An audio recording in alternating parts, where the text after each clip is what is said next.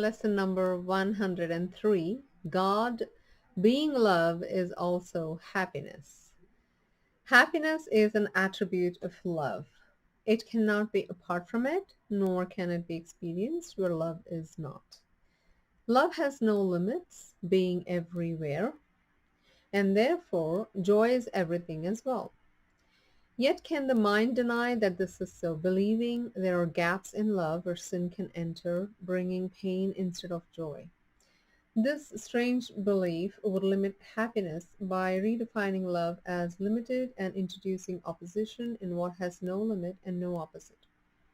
Fear is associated now with love, and its results become the heritage of minds which think that they have made is real. What they have made is real. These images, with no reality in truth, bear witness to the fear of God, forgetting being love, he must be joy. This basic error we will try again to shift to truth today, teaching ourselves God, being love, is also happiness. To fear him is to be afraid of joy. We begin your longer exercises for today with this association which corrects the false belief that God is fear.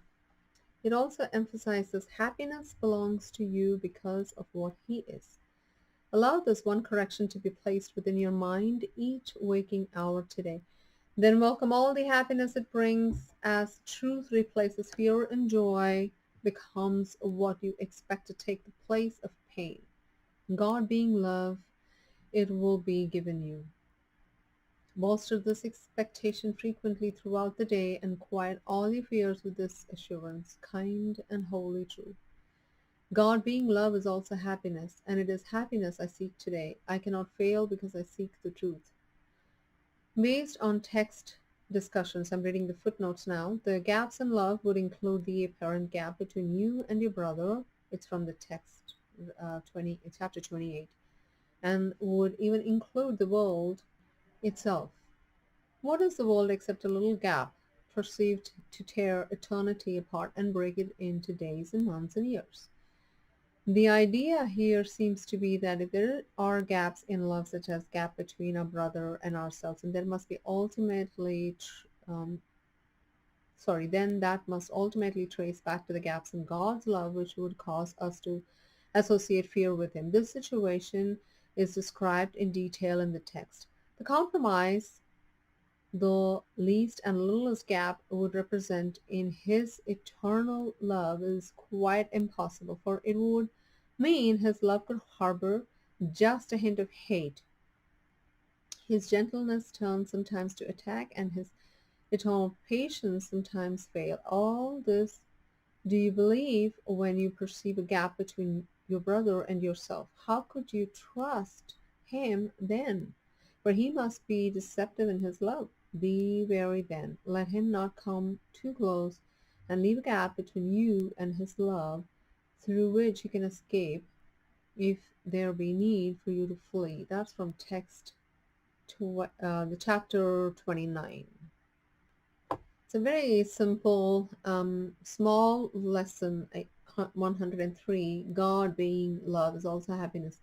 If you have been doing the lessons every day, one lesson a day, um, definitely if you are going through resistance to change, to acceptance, believe me, you're on a you're on a path to transformation, because all of that is experienced by everybody, including me. Um, I cannot tell you enough. Just do this, because even in this in here it says allow this one correction to be placed within your mind each waking hour, and see how practically, like, tells you throughout the day what you need to do. Wherever you are in your journey of transformation, if you are on one, kudos. If you're not on one, kudos too, because not everybody is going to do everything. You have to realize we are here with what we decided to come with and with what we decided to do with. So it's okay to be wherever you are. You're perfectly fine wherever you are.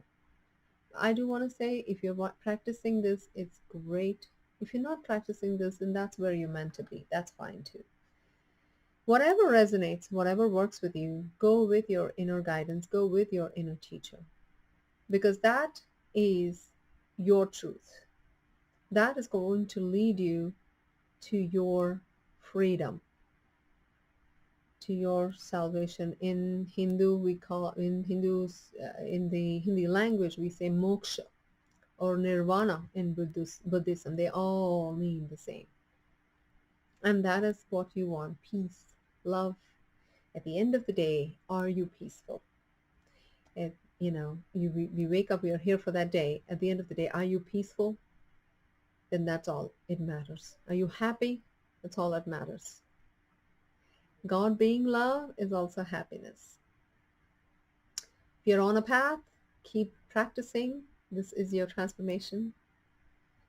Do whatever resonates with you. I love you. Have a great day. Have a great week.